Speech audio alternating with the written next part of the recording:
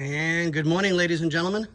We're back again. It's gonna be another short video because I'm just trying to get everything done that we can get done for the client in a very short amount of time.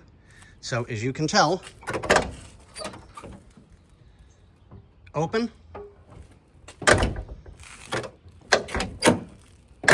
close, nice and easy.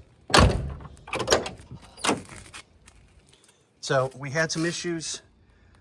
Someone had Loctited the bolt, which does not make any sense to do.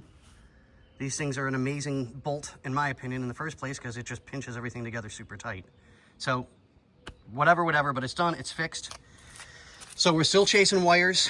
I had to drive up to AutoZone and go get fuses for the car.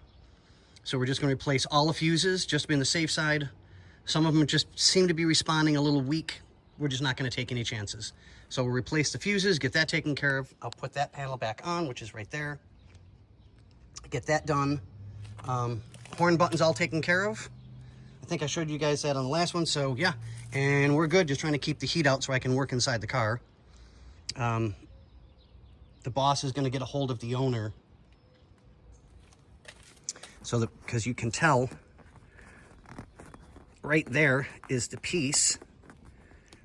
My thumb's going in the hole, but I can't find the bolt holes to put the parts on to hold the seat belts. So I opened everything up because it's got a zipper on it, and I can't get my arm up to that point without damaging the seat. And I'm not going to damage the seat. Not going to happen. So we got a hold of the client, and we're just waiting for their response so that I know if I can cut, because I'm going to have to cut it.